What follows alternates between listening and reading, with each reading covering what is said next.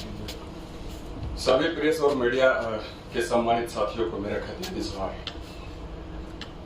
आज मैं न्यायालय के सम्मान में आत्मसमर्पण कर रहा हूं और जैसा कि आप सबों को विदित है कि 2/5/2023 को माननीय न्यायालय के द्वारा कहा गया कि जो हमारी पूर्व में एक सोनाहातू थाना कांड संख्या 42/2006 जिसमें कि तत्कालीन सीओ जो थे आलोक कुमार, जिनके द्वारा हमारे ऊपर केस किया गया था और केस में कहीं न कहीं हम कहें तो षड्यंत्र रचा गया था और एक साजिश के तहत हमें जेल भेजने का काम किया गया और उसके तहत ही हमें 2 साल की सजा हुई थी, जो कि दिवाकर पांडे जी की कोर्ट से हुआ था 23 मार्च 2018 को। और साजिश मैं इसलिए कहता हूं, षड्यंत्र मैं इसलिए कहता हूं क्योंकि उस वक्त जो तत्कालीन सीओ के द्वारा अपना सबमिशन था एफआईआर में, जो उन्होंने अपनी बातों का जिक्र किया, उसमें कहा गया था कि अमित के द्वारा जान मारने की धमकी दी गई, जान मारने की नीयत से गले में रस्सी का फंदा डालकर प्रयास किया गया। अमित 12 इंच का चाकू लेकर आया था, अमित डंडा लेकर आया था और अमित ने हमारे पैसे को छीनने का काम किया। हम आपको थोड़ा सा इस घटना का जिक्र कर दें, जो कि हमारे कोर्ट में जो मामले चले और हमारी कोर्ट में जो दर्शाए गए, जब्ती सूची से जो प्राप्त हुआ, जब्ती सूची में पता चला कि ये 2006 की घटना थी और 2006 की घटना जब आप जानते हैं तो फिर 2007 का नोट, ये जो मामला आया 2007 का नोट मिला जब्ती सूची से। अगर 2006 की घटना थी तो 2006 या 2006 से पहले की नोट बरामदगी होनी चाहिए थी, जब्ती सूची में आने चाहिए थे। और दूसरी बात है, जब उन्होंने कहा कि अमित चाकू लेकर आया था तो 12 इंच का चाकू जो कि लिखा गया था एफआईआर में, जबकि वहां मिला 6 इंच का चाकू और वो भी नया चाकू। और फिर डंडे भी जो लाए गए थे, हम तो कहेंगे कि सारे के सारे डंडे एक साइज के थे और जो कि खरीदे गए थे, उनकी गांठों में हरापन था। तो ये सारी चीजें थी और वीडियो के माध्यम से कहा गया कि मैंने उस घटना को स्वयं देखा, प्रत्यक्षदर्शी था। परंतु उस दिन वो वीडियो साहब जो डांग जी थे, तत्कालीन वीडियो, वो डीआरडीए के बैठक में शामिल थे। तो ये तमाम चीजों को देखते हुए एक बार तो कहीं ना कहीं जज ने कह दिया था, दिवाकर पांडे जी ने, कि ये केस ही उलट गया। उस वक्त मैं था कोर्ट में, परंतु शायद जज साहब को ये लगा होगा कि कहीं ना कहीं मैं दोषी हूं, इसलिए मुझे 2 साल की सजा दी गई और हमारी विधायकी चली गई थी 23 मार्च 2018। उसके आलोक में हमने अपील कर रखा था हाईकोर्ट में और ये हाईकोर्ट से 2/5/2023 को मुझे थोड़ी सी रिलीफ मिली और जो 2 साल की सजा थी उस सजा को घटाकर 1 साल में तब्दील किया गया। तो उस निमित्त मुझे जेल जाना है। न्यायालय का सम्मान मैं करता हूं, सदैव करता आ रहा हूं। और एक जो दूसरा मामला था कि 3 अगस्त 2022 को हम लोगों ने विधानसभा घेराव का कार्यक्रम रखा था पार्टी की ओर से, खतियानी झारखंडी पार्टी की ओर से। और उस घेराव का एकमात्र मकसद था खतियान के आधार पर स्थान नीति बने, खतियान के आधार पर नियोजन नीति बने। और उसी निमित्त हमारा घेराव कार्यक्रम था। पूरी तरीके से लोकतांत्रिक तरीके से शांति व्यवस्था को कायम रखते हुए इस घेराव कार्यक्रम का हम लोगों ने हिस्सा बनने का काम किया। लेकिन कहीं ना कहीं सरकार की मंशा क्लियर नहीं थी, साफ नहीं थी। उनकी मानसिकता, गलत मानसिकता के कारण हमारे ऊपर सरकार की ओर से केस किया गया। और केस करने के बाद में जो हमारे सिविल कोर्ट और हाई कोर्ट में जो हम लोगों ने बेल की अपील की, तो हाई कोर्ट से भी हमें बेल नहीं मिला, सिविल कोर्ट से नहीं मिला। और हाई कोर्ट से ये निर्देश दिया गया कि आप समर्पण करें, उसके बाद ही आपको बेल मिलेगा। तो उसके निमित्त भी हम लोग जेल जाने का काम करेंगे। तो आज का दिन बंधुओं, मैं आप लोगों को इसलिए आमंत्रित किया हूं कि आज मैं समर्पण कर रहा हूं। और इन दोनों जो न्यायालय के जो फैसले आए हैं उस फैसले का मैं सम्मान करता हूं। और कहीं ना कहीं आज ये जो सरकार है, सरकार के मंसूबे गलत हैं और आज आंदोलन और आंदोलनकारियों की जो स्थिति बनी हुई है इस राज्य में काफी तकलीफदेह है, पीड़ादायक है। हमारे यहाँ जो भी हक हकूक की बातें करने वाले व्यक्ति हैं, जो भी आंदोलनकारी साथी हैं या फिर पहले भी रहे हैं, उनके साथ नाइंसाफी हुई है। सदियों से यही होता चला आया है, वर्षों से यही होता चला आया है। और वर्तमान समय में जो सरकार जो हमेशा ही कहते रही है कि हम माटी की पार्टी है, उसके जरिए भी यही किया जा रहा है। ये तो हमेशा ही कहते थे कि आंदोलनकारियों को हम सम्मान देते हैं, चाहे झारखंड हो या फिर झारखंड हित में जो लड़ता हो। परंतु तकलीफ की बात है कि ऐसे पार्टियां आज सत्ता में बैठकर मगरूर हो चली है और सत्ता मद में चूर है। हम आपको बता दें कि विगत 11 फरवरी 2023 से हमारी पार्टी की ओर से आयोजित खतियानी मैराथन, जिसमें कि हाफ मैराथन का कार्यक्रम हर एक विधानसभा में चलाया गया, जिसका कि मैं हिस्सा रहा। हमने हर एक मैराथन में अपना भाग लिया और हम आपको बताएं कि हमारे खतियानी साथियों ने 2709 किलोमीटर की दूरी को हंसते हंसते दौड़कर पूरा किया। और एक मात्र मकसद था कि हम अपने पैरों को तकलीफ देते हुए अपनी व्यथा को प्रकट करते थे माननीय मुख्यमंत्री हेमंत जी के समक्ष, जो आज सत्ता में बैठे हुए हैं। और एकमात्र यही हमारा डिमांड होता था कि खतियान के आधार पर स्थान नीति बने, खतियान के आधार पर नियोजन नीति बने, ताकि हमारे यहाँ के युवा युवती, हमारे यहाँ के छात्र छात्राओं को उसके उज्जवल भविष्य हेतु नौकरी मिल सके, उसको मान सम्मान के साथ जीने का हक मिल सके। आज इन 22 सालों में हमें हमारा नाम नहीं मिला कि हम झारखंडी हैं। यहाँ तो जो 15 सालों से जो रहते चले आ रहे हैं, 10 सालों से रहते चले आ रहे हैं, 5 सालों से रहते चले जा रहे हैं, 20 सालों 25 सालों से रहते चले आ रहे हैं, उसके पैनल हमें खड़ा किया जाता है जो कि खतियानी है, जो कि न जाने यहाँ कितने वर्षों से रह रहे हैं। ये ना हमें पता है ना हमारे बाप दादाओं को पता है। और ऐसे में हमारे समानांतर किसी को खड़ा किया जाना ही तकलीफ दे, क्योंकि ये झारखंड हमारे खतियानियों के लिए बना है, ना कि किसी दूसरों के लिए बना है। मैं किसी बाहरी का विरोधी नहीं हूँ, बाहरी व्यक्ति हैं, आए सम्मान के साथ यहाँ पर बिजनेस व्यापार करें, लेकिन जो हमारा हक है, खतियानियों का हक है, निसंदेह उस पर कटौती नहीं होनी चाहिए। प्रथम प्राथमिकता, अंतिम प्राथमिकता भी हमारी खतियानी बननी चाहिए। मैं तो रोज के रोज यही कहता हूँ कि खतियान के आधार पर हमारा ही व्यक्ति शीर्ष पर भी बैठेगा। मतलब झारखंड में जितनी भी विभाग है और विभाग में जितनी भी कुर्सियां हैं, कुर्सियों में बैठने वाला व्यक्ति चाहे अफसर का हो या फिर चपरासी का हो, हमारे खतियानी होंगे। क्योंकि ये खतियानी की बात है, हमारे झारखंडियों की बात है। खतियानी मतलब ही हमारे झारखंडी होते हैं और दूसरे व्यक्ति को हम कतई मंजूर नहीं करेंगे। और इसी निमित्त इस सरकार का भी यहाँ पर सत्ता संभालना हुआ है। यहाँ पर हेमंत जी की सरकार जो बनी है, हर चुनाव सभाओं में इन्होंने यही कहने का काम किया, अपनी बातों को लोगों के समक्ष रखने का काम किया कि जैसे ही हमारी सरकार बनेगी, पूर्ववर्ती सरकारों के द्वारा जो नीतियां लाई गई है, तमाम नीतियों को हम रद्द करते हुए हम नई नीति बनाएंगे जो कि खतियान के आधार पर होगा। खतियान के आधार पर स्थानीय नीति बनेगी, खतियान के आधार पर नियोजन नीति बनेगी। परंतु तकलीफ की बात है कि 3 वर्षों में भी हमारी सरकार ने ये पॉलिसी निर्धारित नहीं की है, नहीं बनाई है।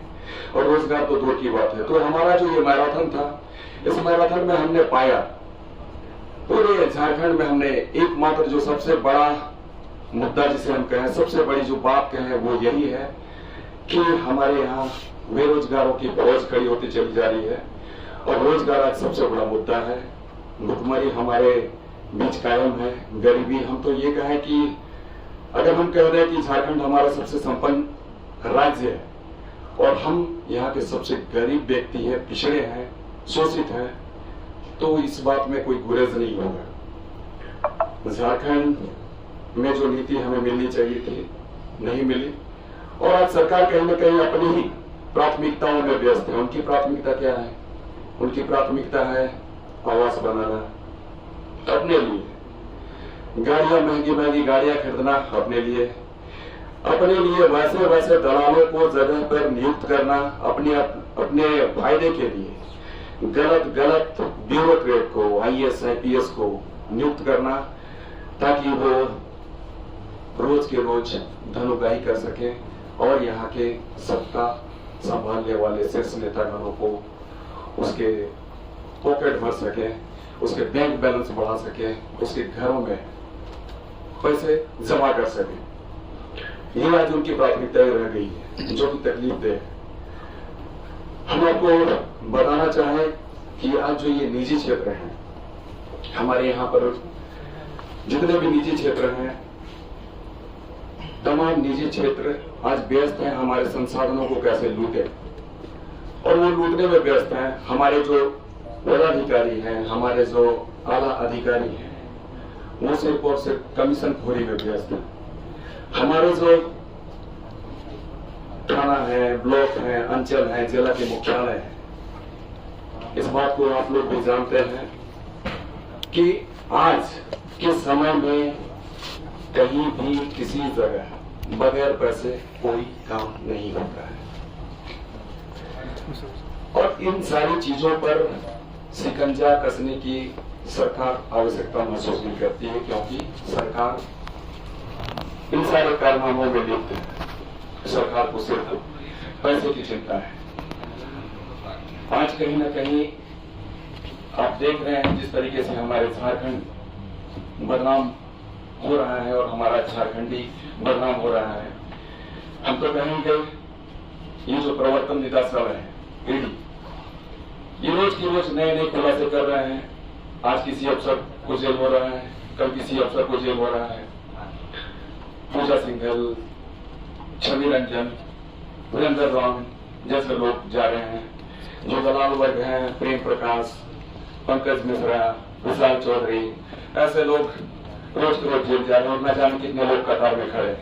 आने वाले दिनों में आप देखेंगे कैसे हमारे यहाँ के नेता, ब्यूरोक्रेट और भी लोग जेल की कालकोठरियों में जाएंगे। तो ये तकलीफ है, इस वास्ते हमारा झारखंड अलग नहीं हुआ था। और हम आपको बताएं कि ये जो आउटसोर्सिंग के साथ हमारे झारखंड में खेल खेला जा रहा है, तकरीबन 6 से 7 लाख आउटसोर्सिंग वर्कर हमारे यहाँ पर आ गए हैं। और ये तमाम ऐसे लोग हैं जो कि योग्यता, जो कि अपनी अहर्ता को पूरा भी नहीं करते हैं, और वो किसी न किसी तरीके से अपना सर्टिफिकेट प्रस्तुत करके हमारे इस राज्य में नौकरी कर रहे हैं। और इस नौकरी में ठेकेदार शामिल है, हमारे यहाँ की सरकार शामिल है। अगर किसी को 23,000 की नौकरी चाहिए, हम तो कहेंगे स्वास्थ्य विभाग में ये सारा खेल खेला जा रहा है। और दूसरे विभाग है तो 23,000 25,000 की नौकरी में महज उसे 13,000 रुपये दिए जा रहे हैं और बाद बाकी पैसों का मंगलपाठ हो रहा है। और यहाँ की जो सिस्टम है, जो व्यवस्थाएं हैं, इस व्यवस्था को हम क्या कहें। ऊर्जा विभाग एक ऐसा विभाग है जो कि हमारे महत्वपूर्ण विभाग है। ऊर्जा विभाग के जो एक व्यक्ति हैं जो चीफ इंजीनियर है, वही व्यक्ति हमारा यहाँ का जीएम भी है। वही व्यक्ति TVNL के MD को भी संभाल रहा है, MD पद को। तो एक एक व्यक्ति 3-3 पदों को संभाल रहा है, जो कि कहीं ना कहीं दागी व्यक्ति रह चुका है। तो ऐसे लोगों के द्वारा चलाए जा रहे हैं। शिक्षा विभाग की वही स्थिति है। हमारे यहाँ की शिक्षा क्या है?